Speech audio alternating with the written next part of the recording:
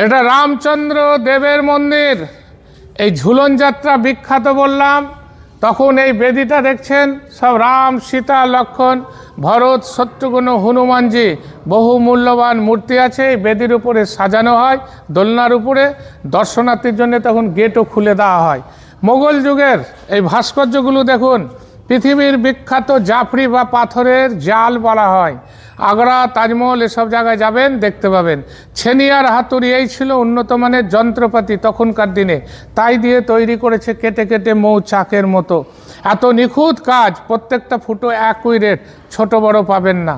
গেটটা দেখে নেন, এই জয়েন্ট আর এই জয়েন্ট, নিচে যে সার্কেলটা দেখছেন আর্চটা ধনুকের মতো বেঁকানো, একটা পাথরকে কেটে তৈরি।